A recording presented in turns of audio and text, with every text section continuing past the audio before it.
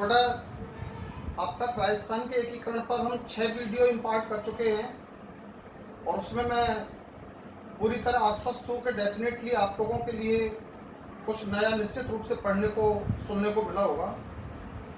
अब हम राजस्थान के शासक वंशों के बारे में डिस्कस करते हैं कि राजस्थान में मूलतः कितने शासक वंश हुए।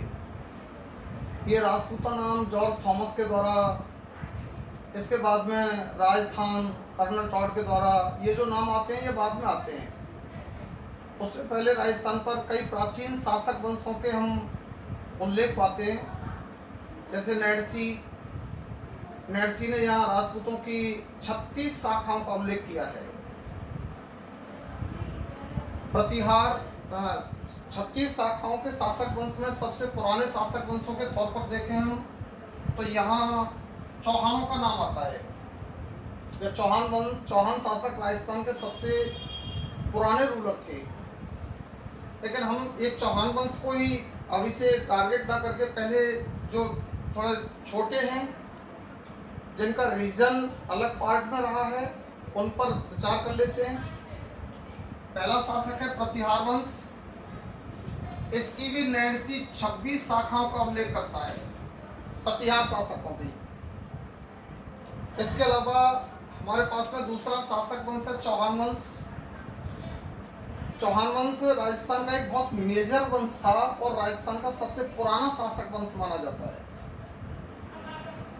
चौहानों की मूल शाखा अजमेर है, अजमेर से यानी सपाट लक्ष्य। दूसरा ये कह सकते हैं आप लोग सांभर झील का एरिया, यहाँ से चल करके फिर रणथंभौर बनती है, रणथंभौर में से आगे चल करके फिर ये जालौर बनती है, नाडोल बनती है। इसके बाद में यहाँ पर भी आ जाते हैं प्रतापगढ़ के आसपास। खींची चौहान शासक पैदा हुए। तो इन शासक वंशों की, चौहान शासक वंशों की परंपरा बहुत लंबी है। कोयल वंश, कोयलों की भी ऐसी ही है। प्रारंभ में इनकी कैपिटल जो है नागदा है, नागदा से चित्तौड़ ट्रांसफर होती है।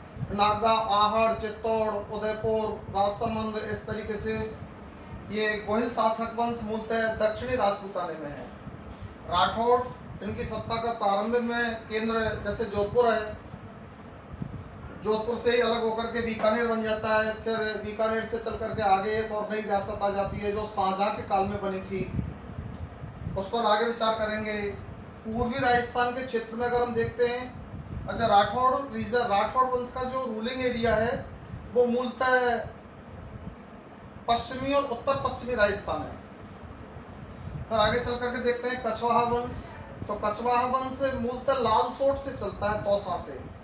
दौसा, लालसोट, दौसा और ये क्या बोलते हैं आमेर, आमेर से जयपुर, जयपुर से फिर सीकर, झुंझुनू, ये पूरे क्षेत्र इसी के अंडर में आते हैं। टोंक वगैरह भी, टोंक पीछे मुस्लिम रियासत उसको दी गई थी। वो कब दी गई, किस युद्ध के पर्पज में दी गई, गिफ्ट में, वो बताएंगे इसमें। बिल्कुल पूर्वी भारत में आकर के लगभग 1670 के आसपास, 1669 है, 68 है, मूलतः इस तरीके से डेट मानते हैं।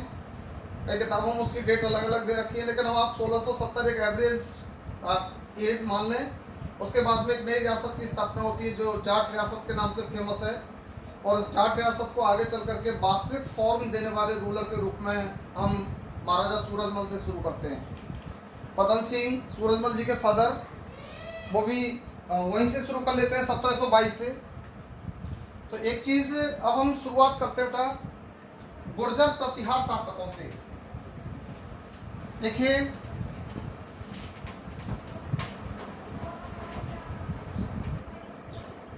मूलतः शासक वंश है हमारा प्रतिहार वंश। प्रतिहार वंश, अब प्रतिहार वंश के जो रूलर रहे वो शासन कर रहे थे गुर्जरात्रा क्षेत्र में। आप ये कहें सर गुर्जरात्रा क्षेत्र कौन सा है, तो गुर्जरात्रा क्षेत्र के संदर्भ में वेनसांग ने जो वर्णन दिया है, वेनसांग चीनी यात्री था, ये सबको पता होना चाहिए। 629 में इंडिया में आया और लगभग 15 साल तक रहा। ये व्यक्ति राजस्थान के भ्रमण पर भी आया था और राजस्थान के भ्रमण पर आते समय राजस्थान के बारे में इसने जो लिखा वो ये लिखा कि राजस्थान की एक प्रसिद्ध नगरी, राजस्थान के दक्षिण पूर्वी क्षेत्र के बारे में इसने लिखा कि यहाँ पथरीला, झाड़ करील, कटीली वनस्पति वाला रीजन है जिसको हम गुजरात प्रदेश कहेंगे। और गुजरात प्रदेश में एक फेमस सिटी है जिसका नाम है भीनमाल।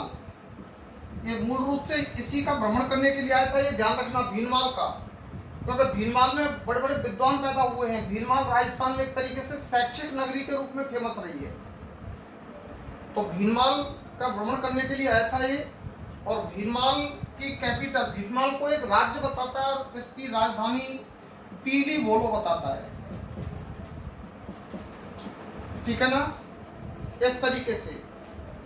तो अब हमको यहाँ पर ये देखना है कि प्रतिहार वंश की हमको केवल दो शाखाओं पर अध्ययन करना है। प्रतिहार वंश की एक शाखा तो है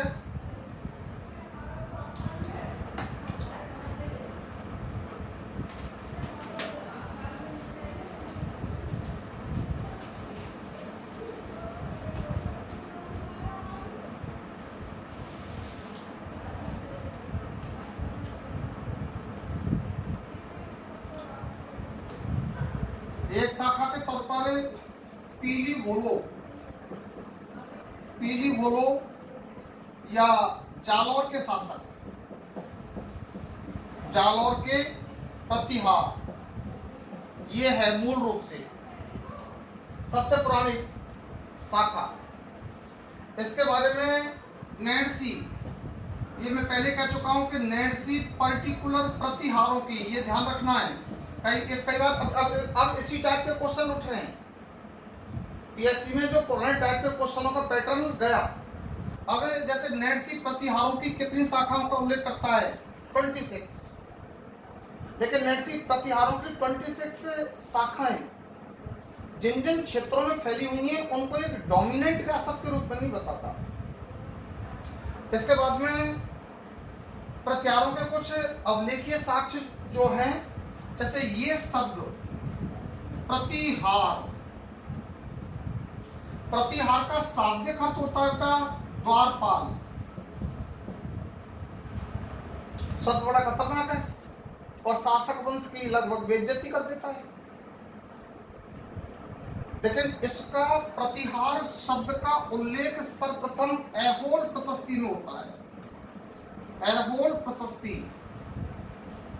ऐहोल प्रशस्ति में इस शब्द का उल्लेख हुआ है। ऐहोल प्रशस्ति पर विचार करें तो ऐहोल प्रशस्ति का लेखक, ये तो कई बार पूछा गया था, ऐहोल प्रशस्ति का लेखक रवि कीर्ति था। ऐहोल प्रशस्ति का लेखक रवि कीर्ति था और रवि कीर्ति ने ये प्रशस्ति अपने संरक्षक चालुक्य वंश का व्यक्ति था, चालुक्य शासक पुलकेशिन द्वितीय, पुलकेशिन सेकंड, देख रहा है ना, पुलकेशिन सेकंड के सम्मान में ये प्रशस्ति लिखी थी, ऐहोल प्रशस्ति। और उस प्रशस्ति में सबसे पहले रवि कीर्ति ने इस शब्द का उल्लेख किया। ये शब्द का बैकग्राउंड गया, शब्द के बैकग्राउंड के बाद में बात करते हैं। जो मैं अभी आपसे कह रहा था कि वेनसांग भारत भ्रमण पर आया था, तो वेनसांग का स्टेटमेंट मैं बता रहा हूं आपको। वेनसांग ने अपनी पुस्तक, वेनसांग की पुस्तक का नाम था CU की ऑफलाइन जब क्लास लेता हूं तो मैं कई बार ये चीज बताता हूं कि इसने ये किताब लिखी थी सीयू की। इससे पहले फाइयान आया था गुप्त काल में, जिसने किताब लिखी थी फूको की। ये वेन्सांग की किताब है और ये फाइयान की किताब है और ये वेन्सांग की किताब है। तो फाइयान की किताब से हमें कम संबंध रखना है। पहले हम सीयू की वेन्सांग की किताब पर डिस्कस करते हैं। तो सीयू की में इस बात का उल्लेख है कि इस क्षेत्र का नाम पूचेलो देता है और राजधानी पीली बोलो बताता है। ठीक है ना। यहाँ पूचेलो पूरे दक्षिण पूर्वी राजस्थान, दक्षिण पूर्वी राजस्थान, इसके लिए क्या शब्द का इस्तेमाल किया है उसने? पूचेलो। ठीक है ना। और पूचेलो का जो उसने संबंध लिया है वो हटा दिया मैंने यहां से। पूचेलो अर्थात पहाड़ी, पथरीला, झाड़ी युक्त क्षेत्र, ऐसा क्षेत्र है। और उसकी राजधानी वो किसको बताता है फिर?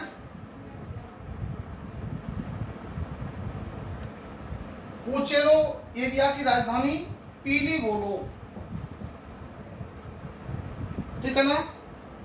अभी तक किसी भी एग्जाम में ये क्वेश्चन नहीं आया है, इस प्रश्न पर विशेष ध्यान रखना है। वेन्सांग ने दक्षिण पूर्वी राजस्थान के लिए किस शब्द का इस्तेमाल किया है? ध्यान रखें, पूचेलो। और पूचेलो का शाब्दिक अर्थ क्या होता है? पहाड़ी, रेगिस्तानी, पथरीला, कंक्रीट युक्त रास्तों वाला एरिया, जिसमें छोटे मोटे कटीले झाड़ फूस इस तरीके के पार्ट हों। और उसकी राजधानी किसको बताता है? पीली बोलो। पीली बोलो का आधुनिक संबंध जालोर का जो एक फेमस सिटी है, आज वो तहसील है भीनमाल, इसके लिए बात करता है। पूचेलो दक्षिण पूर्वी राजस्थान, भीनमाल, पीली बोलो। अब देखिए आप आगे चल करके, ये तो रहा इनका जनरल इंट्रोडक्शन। यहां पर मैं एक विवादास्पद बात पर मैं नहीं जाना चाहता, क्योंकि आजकल कई जातियां, विशेषकर गुर्जर, ये अपने एक सम्राट हुए भोज, मेहर भोज, तो मेहर भोज को गुर्जर सम्राट मानते हैं, जब वास्तव में वो गुर्जर सम्राट नहीं है, वो प्रतिहार वंश का शासक है। और जिस क्षेत्र में शासन कर रहा है वो क्षेत्र कहला रहा है गुर्जरात्रा। आगे बात समझ में। लेकिन ये हर एक जाति का अपना देवता, अपना एक डेफिनेट ओजस्वी रूलर, इस तरीके से हम लोगों ने अपनी अज्ञानता के कारण ही कहूँगा ये अपने डिसाइड कर लिए हैं। बाकी इनका कोई साइंटिफिक एविडेंस हमारे पास में नहीं है।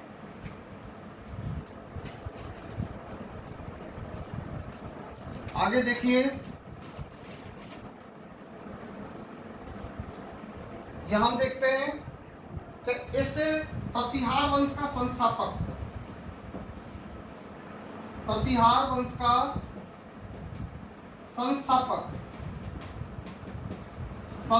के तौर पर हरिश्चंद्र नाम का कोई ब्राह्मण था।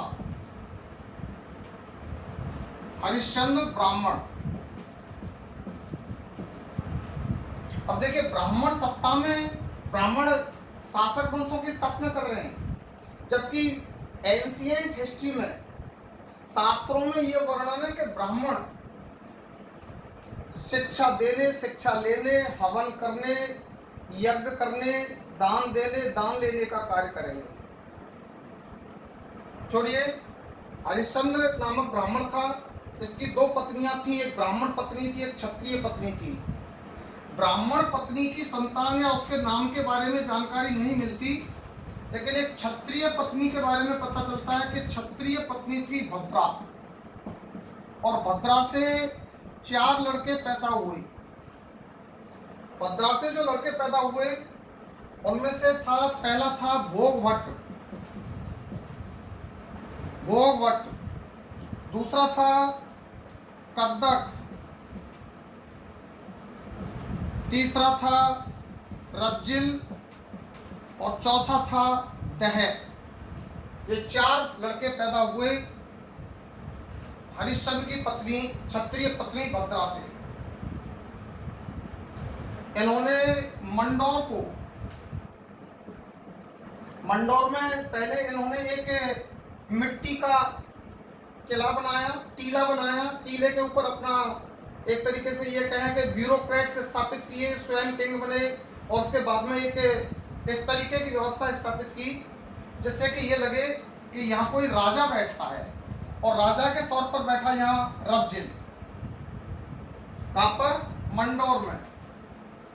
राजस्थान पुलिस में एक बार ये प्रश्न आया था कि राजस्थान का कौन सा स्थल रावण की पत्नी मंदोदरी से संबंध रखता है। रावण की पत्नी मंदोदरी, तो ऐसा माना जाता है कि मंदोदरी मंडौर की रहने वाली थी। जो भी हो, क्योंकि बिना किसी एक साइंटिफिक एविडेंस के हम इस चीज पर विचार नहीं करेंगे, लेकिन राजस्थान पुलिस का पेपर है और एक सिंपल ही सा क्वेश्चन वहां रख दिया है, उसको कनेक्टेड करते हुए मंदोदरी मंडौर, इस तरीके से जोड़ते हुए आगे चलते हैं। यहाँ पर जब रज्जिल शासक बना, रज्जिल के बाद में कोई अगला जो शासक आया उसका नाम था नरभट्ट। ये क्वेश्चन नहीं आया है अभी तक और क्वेश्चन इंपॉर्टेंट है। नरभट्ट बड़ा ओजस्वी और तेजस्वी व्यक्ति था। अच्छा, इनके शासन ड्यूरेशन के बारे में जानकारी नहीं मिलती कि कौन सा रूलर कब से कब तक शासन करता रहा। तो ये नरभट्ट शासक आया। नरभट्ट बहुत ही तेज तर्रार और आसपास के क्षेत्रों को विजित कर मंडौर राज्य को साम्राज्य का रूप देने वाला व्यक्ति नरभट्ट था। और युद्धों में अजय रहने के कारण, किसी युद्ध में पराजित न होने के कारण इसको एक तरीके से उपाधि मिली थी। वीरता के कारण इसको पेल्ला पेल्ली ये इसकी उपाधि है। कारण क्या है? वीरता। दूसरा रीजन है मंडौर राज्य को, यानी छोटे स्थल को साम्राज्य का रूप देना। आगे बात समझ में, यहां पर केवल 3-4 चीजें ही इंपॉर्टेंट निकलेंगी आपको। एक तो सबसे पहले ये नैणसी की बात, कि नैणसी प्रतिहारों की कितनी शाखा का उल्लेख करता है, उसमें आंसर 26। नैणसी राजपूताने का बहुत फेमस राइटर है और जोधपुर के महाराज जसवंत सिंह का दरबारी विद्वान था। एक तो नैणसी विख्यात और दूसरा मारवाड़ परगनारी विगत, इसकी फेमस कृतियां हैं। मारवाड़ परगनारी विगत में अगर राजस्थानी कल्चर को, राजस्थानी सोसाइटी को, इकोनॉमी को और इनको अगर पढ़ना है, देखना है, तो मारवाड़ परगनारी विगत बहुत शानदार है। तो अब यहाँ पर देखते बेटा हम, हाँ, तो एक तो इसका 26 शाखाओं का वर्णन, दूसरा स्थापना हरिश्चंद्र ने, स्थान मंडौर, संस्थापक मंडौर में राजधानी बना करके और शासन करने वाला पहला रूलर, ये ध्यान रखना है, इसने हरिश्चंद्र ने शासन नहीं किया, शासन करने वाला इसका बेटा हुआ रज्जिल के बाद में पैदा हुआ नरभट्ट, जिसने मंडौर राज्य को साम्राज्य का रूप दे दिया। आसपास के सारे क्षेत्रों को विजित कर करके और एक बड़ा राज्य के बड़ा साम्राज्य स्थापित खड़ा किया। और इसकी वीरता के कारण इसको जो टाइटल मिला हुआ था वो था पेल्ला पेल्ली। अभिलेखों में इसका उल्लेख मिलता है। आगे देखें,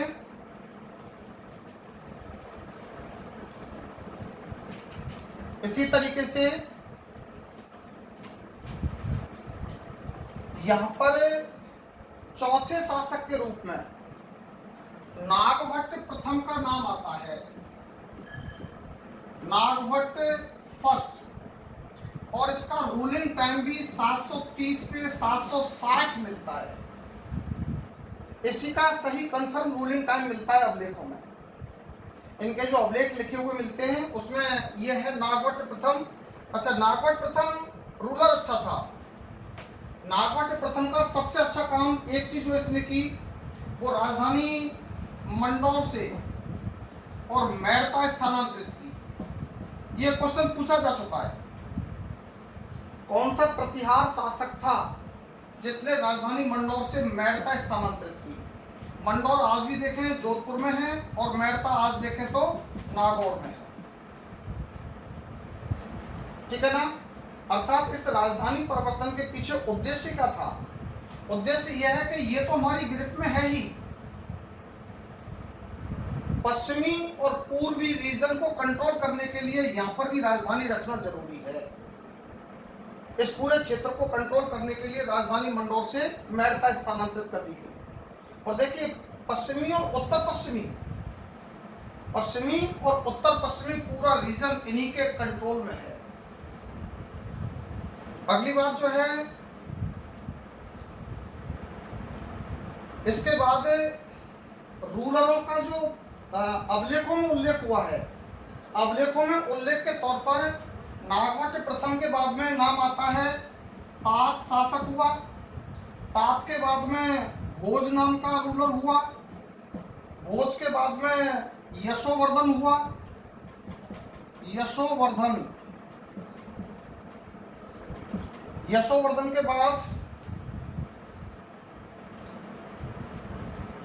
चंदोक और शीलोक,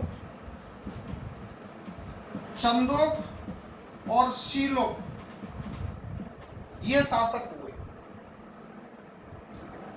देखिए, अब पिछले लगभग 5-7 एग्जाम्स के पेपर्स देखे हैं और उनमें सबका कंक्लूजन एक चीज पर निकल करके आता है। जैसे अभी स्कूल लेक्चरर का पेपर हुआ था, जिसके रिजल्ट चल रहे हैं, तो उसमें जर्नल पेपर में क्वेश्चन पूछा गया था कि महाराणा सांगा के बाद मेवाड़ का शासक कौन हुआ। उससे पहले असिस्टेंट प्रोफेसर के पेपर में भी क्वेश्चन पूछा गया था। असिस्टेंट प्रोफेसर के पेपर में क्वेश्चन था कि राणाओं से संबंधित था, उसमें भी चौहानों से संबंधित, चौहानों से संबंधित क्वेश्चन था, और वो था जालौर के चौहानों का क्वेश्चन, जालौर के चौहानों का क्वेश्चन था। अब यहाँ पर कई बार ये क्वेश्चन अभी भी आया है। इसमें एक पेपर था शायद इसका क्लर्क वगैरह का या इसका आरपीएससी क्लर्क का, उसमें भी ये क्वेश्चन इस तरीके से पूछा गया है। तो यहाँ ये जो रूलर्स बताए जा रहे हैं, इन रूलर्स को क्रम से आप नोट कर लें और रख लें। अगर हमारे पास में रूलिंग टाइम होता तो हम कंफर्म कह सकते थे कि रूलिंग टाइम होता, फिर तो हमको इनको याद करने में प्रॉब्लम कम आती। अब एक जर्नली तौर पर एक आप कैसे भी इनका सिस्टम बना लें कि यहाँ अभी नागवट प्रथम के बाद में शासक तात आया है, फिर उसके बाद भोज के बाद में यशोवर्धन, फिर चंदोक और शीलोक, ठीक है ना। इस तरीके से ये शासक हुए। अब देखिए, शीलोक की उपलब्धि है ये, शीलोक ने बल्लभ मंडल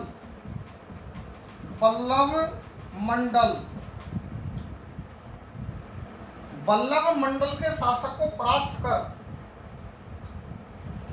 बल्लभ मंडल का शासक था देवराज भाटी।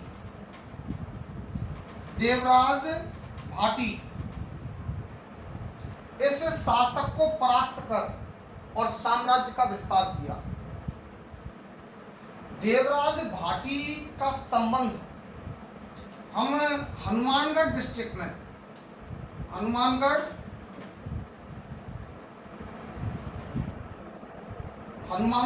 गंगानगर इस क्षेत्र में कोई ये बल्लभ मंडल नाम का कोई राज्य रहा होगा। इस राज्य की लोकेशन के बारे में स्पष्टता पता नहीं चलता कि ये राज्य कहाँ था, लेकिन इसका विद्वानों ने भाटी शब्द के साथ में संबंध जोड़ करके ये लिया है कि ये राज्य निश्चित रूप से हरियाणा की सीमा पर, राजस्थान हरियाणा के आसपास कोई राज्य रहा होगा, और हरियाणा राजस्थान की सीमा पर ही भाटी वंश था। ये भाटी यहाँ से जैसलमेर गए हनुमानगढ़ से, मूल स्थल इनका हनुमानगढ़ है।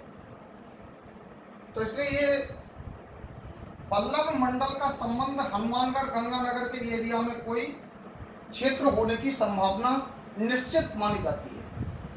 इसके बाद में इसको अपने राज्य में मिला लिया। आगे देखिए,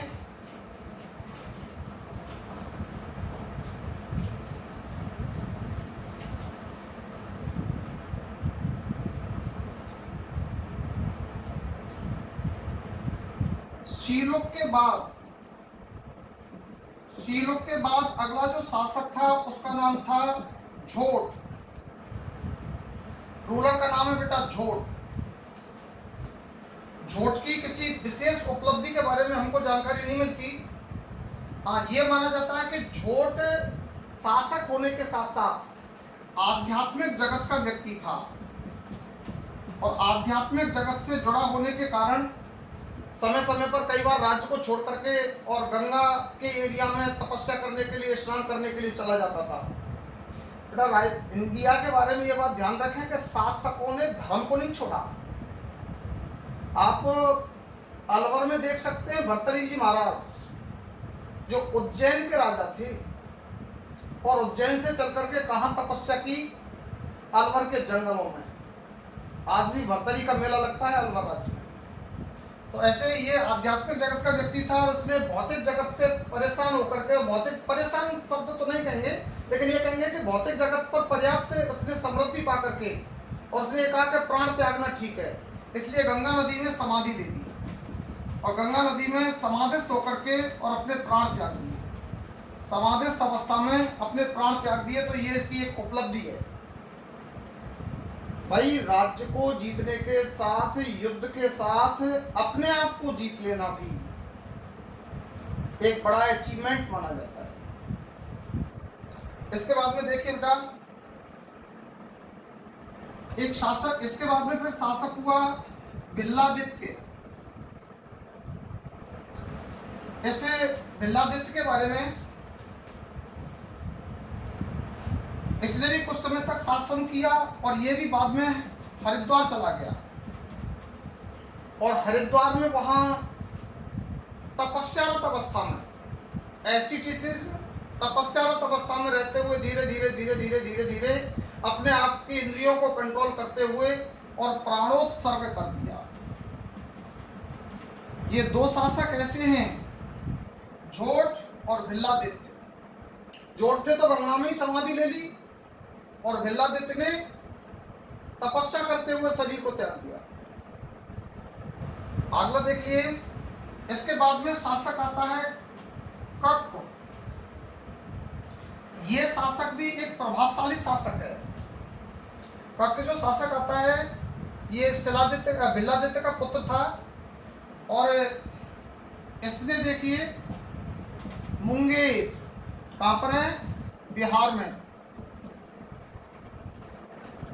बंगाल में, सॉरी अब तो बंगाल में पड़ता है, मुंगेर मुर्शिदाबाद। तो यहां से चल करके और मुंगेर पर आक्रमण किया और अपनी सत्ता को पूर्वी भारत तक विस्तारित करने का प्रयास किया। हालांकि ये इस युद्ध में विजयी रहा या परास्त हुआ, इसके बारे में कोई जानकारी नहीं मिलती।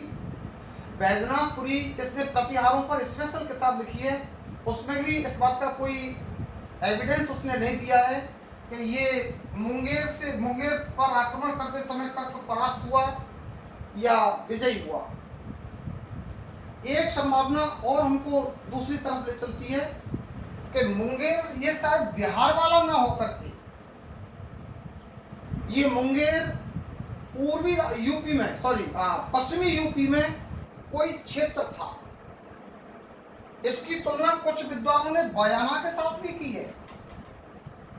मुंगेर को बयाना भी माना है क्योंकि बयाना अपने किसी टाइम पर एक बहुत ही डोमिनेंट सिटी रहा है, ठीक है ना। गुप्त काल में तो यहाँ पर सम्राट राजा का प्रतिनिधि बैठता था, सुल्तानों के टाइम में प्रतिनिधि बैठता था। एक अच्छा फोर्ट है, भीमलाट बनी हुई है और एक मस्जिद भी बनवाई थी यहाँ पर, अलाउद्दीन खिलजी के टाइम में बनी थी। तो इस तरीके से ये बयाना के साथ में भी इसका संबंध जोड़ने की बात चलती है। तो देखिए कक जो है, जैसे कक के दो लड़के हुए। कक के एक लड़के का नाम था बाउक और एक का नाम था कक्कुक। यही सबसे बड़ी आर्ट है इतिहास की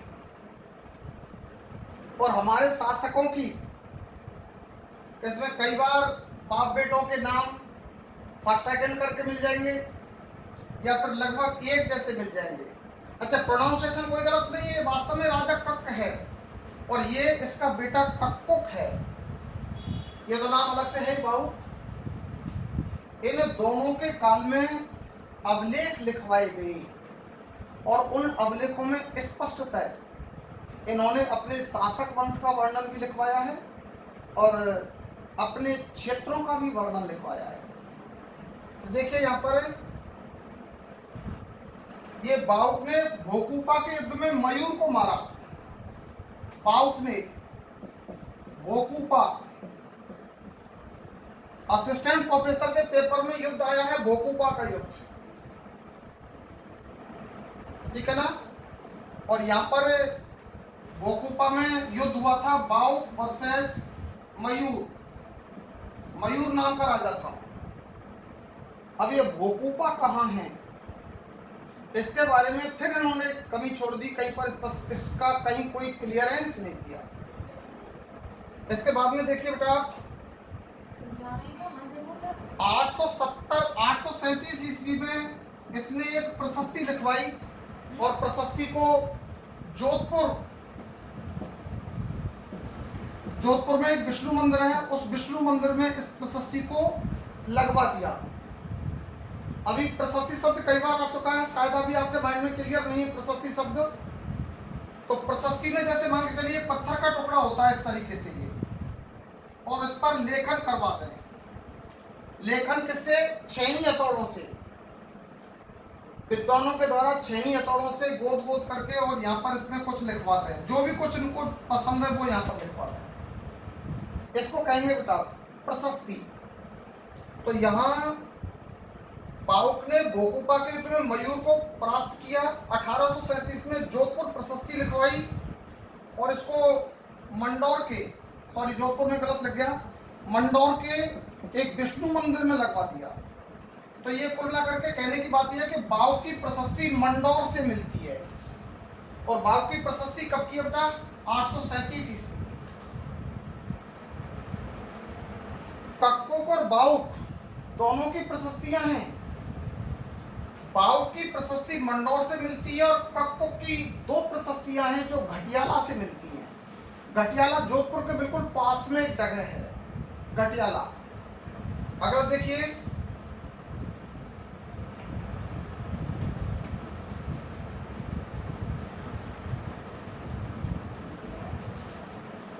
हमें देखते हैं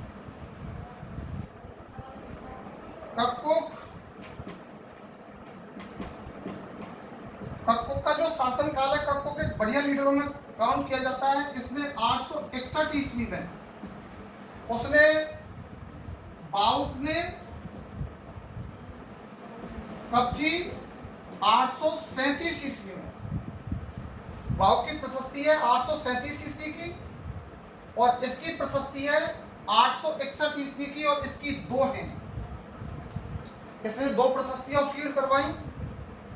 ये शिलालेख, इनको घटियाला शिलालेख के नाम से जाना जाता है। अब ये संबंध यहाँ पर क्वेश्चन बनते हैं, क्योंकि ये शासक वंश छोटा है इसलिए इसमें इन दो का नाम बहुत इंपॉर्टेंट है, बाउक और कक्कुक का। बाउक की प्रशस्ति 837 ईस्वी की है और कक्कुक की प्रशस्ति 861 ईस्वी की है और ये दो हैं। ये घटियाला शिलालेख के नाम से जाने जाते हैं। और इस शिलालेख में क्या लिखा है इसने? एक बहुत शानदार बात लिखी है, बड़ी अच्छी बात लिखी है। उसमें देखिए ये कहता है, दो शिलालेख उत्कीर्ण करवाए जाने का उल्लेख है। रोहिंस कूप के निकट, रोहिंस कूप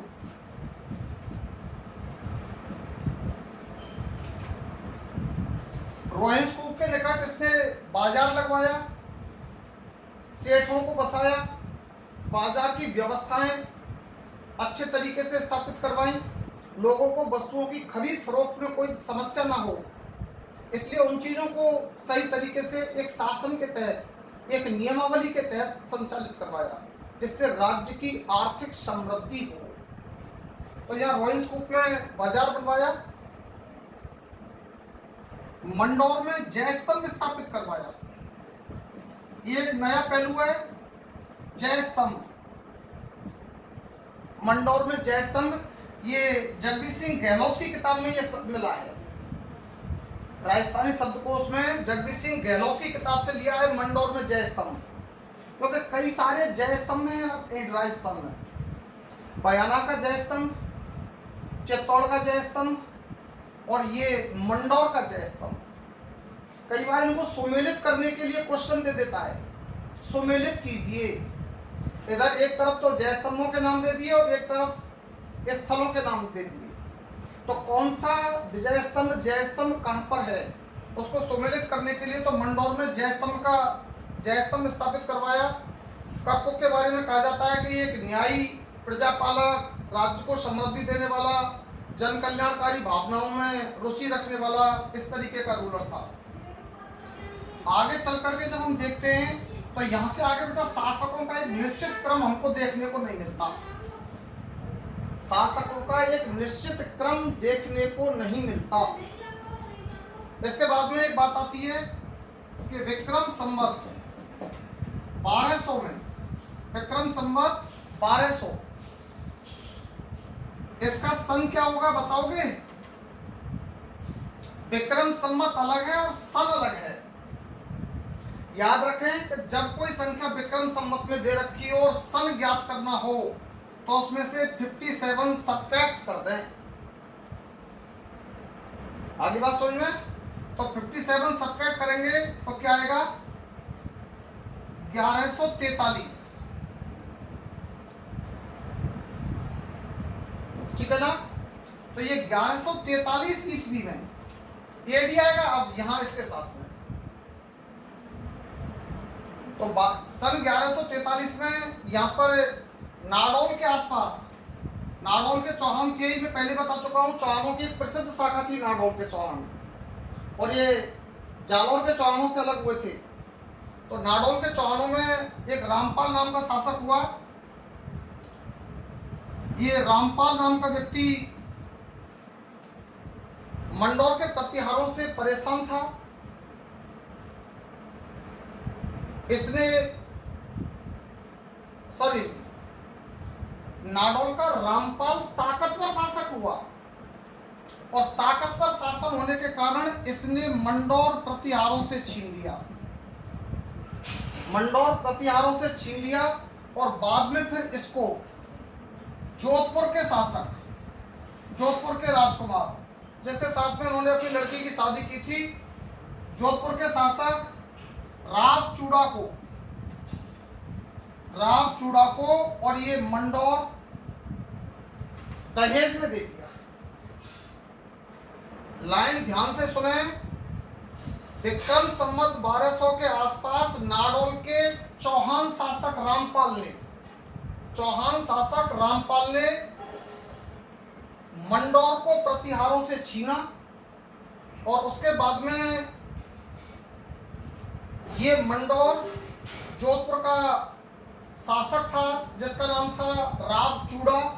इस राव चूड़ा के साथ में रामपाल ने अपने वंशजों में से किसी की शादी की और उसके बाद में ये मंडौर राव चूड़ा को दे दिया।